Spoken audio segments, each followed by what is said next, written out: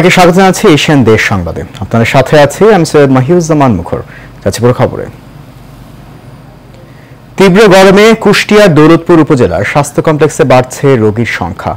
হঠাৎ বাড়তি রোগীর চাপে সেবা দিতে হিমশিম খেতে হচ্ছে চিকিৎসকদের। এই উপজেলায় গত কয়েকদিন ধরে তাপমাত্রার পারদ 40-এর ঘরে ওঠানামা করছে। সোহানুর রহমান শিপনের রিপোর্ট, জানাচ্ছেন আরভি ইসলাম হিমু। গত কয়েকদিন ধরে তীব্র গরমে দিশেহারা কুষ্টিয়ার দৌলতপুর উপজেলার মানুষ। দিন কিংবা রাত তাপমাত্রার পারদ ওঠানামা করছে 40-এর ঘরে। এতে হঠাৎই বেড়েছে গরমজনিত বিভিন্ন রোগের প্রকোপ। 50 শয্যা বিশিষ্ট উপজেলা স্বাস্থ্য কমপ্লেক্সে প্রতিদিনই ডায়রিয়ায় আক্রান্ত 10 থেকে 15 জন রোগী আসছেন। শয্যা সংকটে তাই অধিকাংশ রোগীরই ঠাঁই হচ্ছে বারান্দা ও মেঝেতে। পাতলা পায়খানা বমি, আল্লাহর রহমতে এখন ভালো। প্রথমে নিউমোনিয়া হয়েছিল, তারপরে নিউমোনিয়া সাইছে, ডায়রিয়া হয়েছে। এখন ডায়রিয়া নিউমোনিয়া দুটাই আছে। 24 ঘন্টায় 15টা 17টা 18টা 20টা করে ডায়রিয়া রোগী ভর্তি হচ্ছে। এমনি রোগী জেনারেল রোগী তো ভর্তি হচ্ছে, তার সাথে শুধুমাত্র ডায়রিয়াই 20টা। হঠাৎই রোগীর বাড়তি চাপে হিমশিম খাচ্ছেন চিকিৎসকরা। তার ওপর জনবল সংকটে অব্যাহত চিকিৎসা সেবা। তাপমাত্রার বৃদ্ধির কারণে জনজীবন যেমন বিপর্যস্ত, তেমনি হাসপাতালে আমাদের লোক সমাগম বেশি, তাপমাত্রা বেশি। শুধুমাত্র এই ফ্যানে আসলে কভার করা মুশকিল, রোগীরা বেহাল দশার মধ্যেই আছে। তো আমাদের যতটুকু সম্ভব আমরা আন্তরিকতার সাথে চেষ্টা করছি এবং রোগীরাও সহযোগিতা করছেন। 21 এপ্রিল পর্যন্ত স্বাস্থ্য কমপ্লেক্সে ভর্তি রোগীর সংখ্যা 93 জন। এর মধ্যে 23 শিশু সহ 37 জনই ডায়রিয়ায় আক্রান্ত। আরভি ইসলাম হিমু, এশিয়ান টেলিভিশন। ব্রাহ্মণবাড়িয়ার কসবা সীমান্তে ভারতীয় সীমান্তরক্ষী বাহিনী বিএসএফ এর গুলিতে এক বাংলাদেশি যুবক নিহত হয়েছে। সকাল 9:30টার দিকে উপজেলার বাইক ইউনিয়নের পুটিয়া সীমান্ত এলাকায় এই ঘটনা ঘটে। নিহত যুবকের নাম হাসান। নিহত চাচাতো ভাই আরিফ জানান, হাসান ভারত থেকে চিনি চোরাচালানে শ্রমিকের কাজ করতেন। সকালে সীমান্ত থেকে চিনি আনতে গেলে বিএসএফ গুলি চালায়। পরে তাকে উদ্ধার করে উপজেলা স্বাস্থ্য কমপ্লেক্সে নিয়ে গেলে সেখানে কর্তব্যরত চিকিৎসক তাকে মৃত ঘোষণা করেন।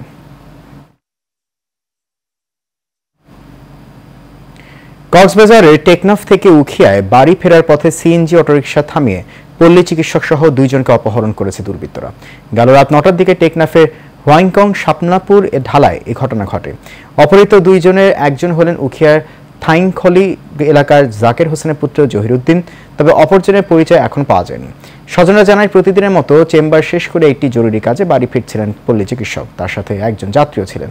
প্রতিমধ্যে শামলাপুর ঢালায় আসলে ডাকাত দল তাদের অস্ত্রের মুখে জিম্মি করে পাহাড়ের দিকে নিয়ে যায়। পরে সিএনজি ড্রাইভার বিষয়টি পরিবারকে জানায়। এরপর থেকে তাদের আর কোনো খবরাখবর পাওয়া যায়নি। ভিকটিমদের উদ্ধারে কাজ শুরু করেছে বলেও জানায় পুলিশ।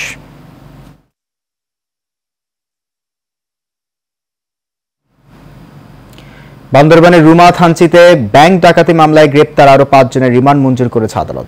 একই সাথে 2 নারীকে জেল গেটে জিজ্ঞাসাবাদের নির্দেশ দেওয়া হয়েছে। বেলা 12টায় বান্দরবান চিফ জুডিশিয়াল ম্যাজিস্ট্রেট আদালতে হাজির করা হলে সিনিয়র জুডিশিয়াল ম্যাজিস্ট্রেট নুরুল হক এই আদেশ দেন।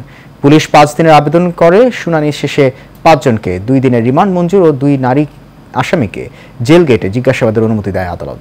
এর আগে রুমা থানচিতে ব্যাংক ডাকাতি, মসজিদে হামলা, টাকা অস্ত্র লুট ও ব্যাংক ম্যানেজারকে অপহরণের ঘটনায় 68 জনকে বান্দরবান কারাগারে পাঠিয়েছে আদালত। এছাড়া এই ঘটনায় এই পর্যন্ত গ্রেপ্তার 68 জনের মধ্যে 59 জনকে 2 দিনের রিমান্ড মঞ্জুর ও 3 নারীকে জেল গেটে জিজ্ঞাসাবাদের অনুমতি প্রদান করে আদালত।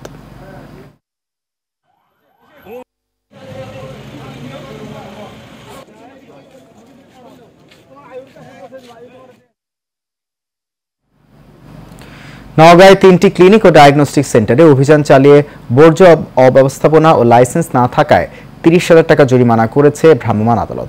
রোববার বিকেলে শহরের হাসপাতাল মোড় ও সেবাশ্রম এলাকায় অভিযান পরিচালনা করেন জেলা প্রশাসক কার্যালয়ের সহকারী কমিশনার ও এক্সিকিউটিভ ম্যাজিস্ট্রেট সাকিব বিন জামান প্রত্যয়।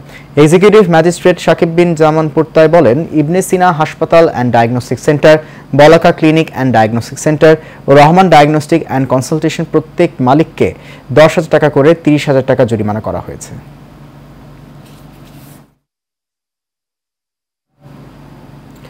ফরিদপুরে বাস পিকআপ সংঘর্ষে 15 জন নিহতের ঘটনায় ঘাতক চালককে গ্রেফতার করেছে র্যাব। সকালে র্যাব 10-এর অধিনায়ক KM শাইক আক্তার এই তথ্য জানান। এ সময় তিনি জানান, ফরিদপুর র্যাব ক্যাম্পে আভিযানিক উত্তরা ইউনিক পরিবহনের চালকের পরিচয় শনাক্ত করে ঝিনাইদহের কোটচাঁদপুর এলাকায় তাকে গ্রেফতার করা হয়। এর আগে গত 16 এপ্রিল ফরিদপুরের আলফাডাঙ্গা এলাকায় বাস ও পিকআপের সংঘর্ষে 15 জন নিহত হয়।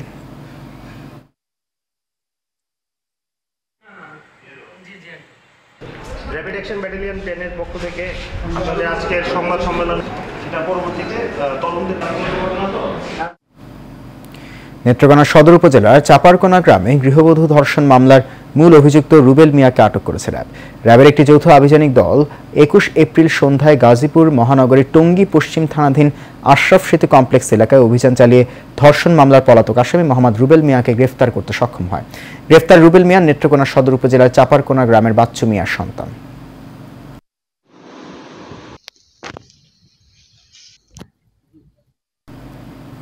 গোপালগঞ্জের কোটালীপাড়া উপজেলায় গভীর রাতে নিজ বাড়িতে অশোক মণ্ডল নামে এক যুবককে গলা কেটে হত্যা করেছে দুর্বৃত্তরা। গত রবিবার দিবাগত রাতে উপজেলার জাঠিয়া গ্রামে ঘটনা ঘটে। হত্যার শিকার যুবক অশোক মণ্ডল উপজেলার জাঠিয়া গ্রামের মৃত কালাচাঁদ মণ্ডলের ছেলে। এ বিষয়ে কোটালীপাড়া থানার ওসি জানান, ইতিমধ্যে তদন্ত শুরু হয়েছে। খুব শীঘ্রই হত্যাকাণ্ডের কারণ উদ্ঘাটন করা হবে।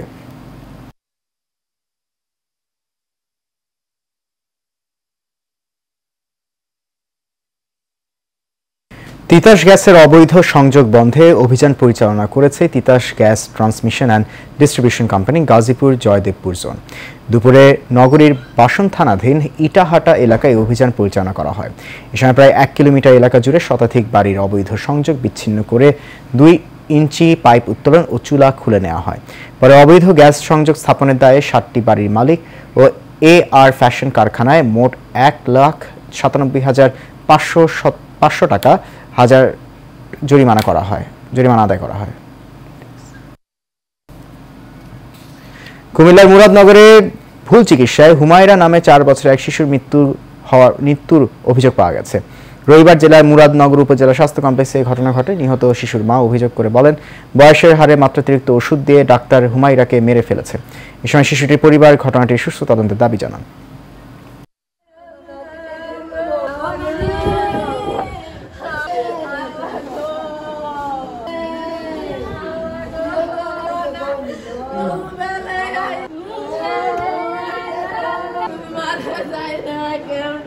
কেন নিয়ে আসে আমার মেয়েরা রাস্তাতে একটা ইঞ্জেকশন দিছে, বাইগানের রাস্তাতে একটা ইঞ্জেকশন দেওয়ার পরে ওরা কেন লাগছে, কেন দুটো ইঞ্জেকশন দিছে।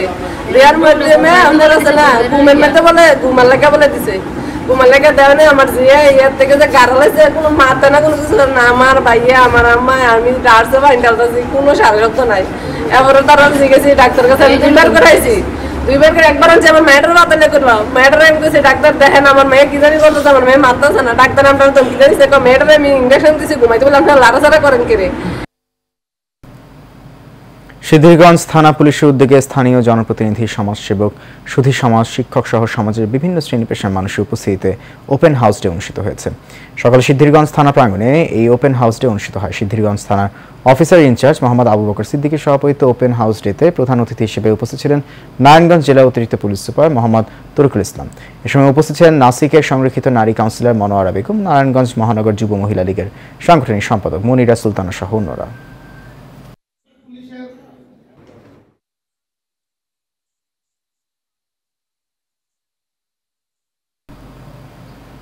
কেরানীগঞ্জ মডেল থানা পুলিশের আয়োজনে ওপেন হাউস ডে অনুষ্ঠিত হয়েছে। কেরানীগঞ্জ মডেল থানাধীন খোলামোড়া এলাকায় এই ওপেন হাউস ডে অনুষ্ঠিত হয়। এতে প্রধান অতিথি হিসেবে ছিলেন কেরানীগঞ্জ সার্কেলের অতিরিক্ত পুলিশ সুপার শাহাবুদ্দিন কবির। এ সময় প্রধান অতিথির বক্তব্যে তিনি বলেন, মাদকের সঙ্গে কোনো আপোষ নেই। মাদক বিক্রেতা ও সেবনকারী সহ যে কোনো অপরাধীদের ব্যাপারে তথ্য দেওয়ার জন্য আহ্বান জানান তিনি। কেরানীগঞ্জ মডেল থানা অফিসার ইনচার্জ মুস্তফা কামালের সভাপতিত্বে এ সময় উপস্থিত ছিলেন সাক্তা ইউনিয়ন পরিষদের চেয়ারম্যান হাবিবুর রহমান হাবিব সহ স্থানীয় গণ্যমান্য ব্যক্তিবর্গ।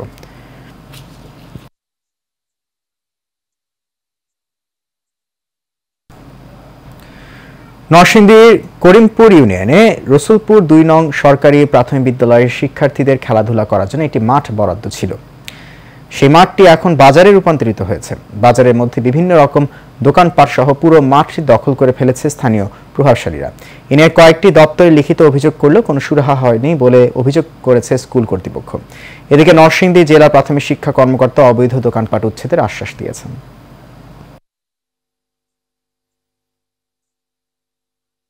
খেলাধুলার কোনো মাঠ নাই, আর জোরপূর্বক ভাবে মাঠটা দল করে রাখছে স্কুলেরা। এই জায়গাটা হলো প্রাইমারি স্কুল।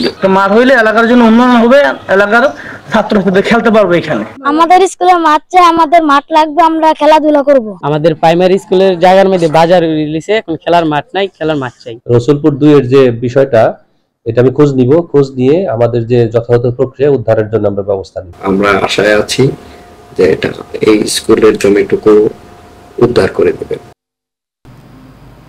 গোপালগঞ্জের টুঙ্গিপাড়ায় জাতির পিতা বঙ্গবন্ধু শেখ মুজিবুর রহমানের সমাধিতে শ্রদ্ধা জানিয়েছেন বাংলাদেশে নিযুক্ত চীনের রাষ্ট্রদূত ইয়াও ওয়েন। সকালে টুঙ্গিপাড়া পৌঁছে জাতির পিতা বঙ্গবন্ধু শেখ মুজিবুর রহমানের সমাধিসৌধের বেদিতে পুষ্পস্তবক অর্পণ করে শ্রদ্ধা নিবেদন করেন তিনি। পরে তিনি বেদির পাশে কিছুক্ষণ নীরবে দাঁড়িয়ে থেকে স্বাধীন বাংলাদেশের মহান স্থপতি জাতির পিতা বঙ্গবন্ধু শেখ মুজিবুর রহমানের স্মৃতির প্রতি অটল শ্রদ্ধা জ্ঞাপন করেন। পরে বঙ্গমাতা শেখ ফজিলাতুন্নেসা মুজিব, 75-এ 15 আগস্টের শহীদ ও মহান মুক্তিযুদ্ধের আত্ম উৎসর্গকারী 30 লাখ শহীদদের আত্মার শান্তি কামনায় বিশেষ প্রার্থনায় অংশ নেন তিনি।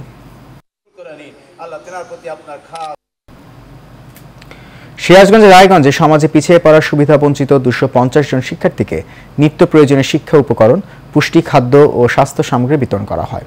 সোমবার সকালে গুড নেইবার্স নলকা সিডিপি কার্যালয়ে সহায়তা প্রদান অনুষ্ঠানে প্রধান অতিথি হিসেবে উপস্থিত ছিলেন উপজেলা মাধ্যমিক শিক্ষা কর্মকর্তা Zakir Hossain. Good neighbours Nalka CDP programme manager শফিউদ্দিনের সঞ্চালনায় অনুষ্ঠানে আরও উপস্থিত ছিলেন সিডিপি ব্যবস্থাপনা পরিচালক মোশাররফ হোসেন, নলকা সিডিপির সভাপতি Abu Bakkar, medical officer doctor Mohammad Abdur Rahman সহ আরও অনেকে। খাদ্য নিরাপত্তা এবং প্রয়োজনীয় পণ্য সহায়তা প্রকল্পের আওতায় উপজেলা বিভিন্ন শিক্ষা প্রতিষ্ঠানের সুবিধা বঞ্চিত 250 জন শিক্ষার্থীকে এই সহায়তা প্রদান করা হয়।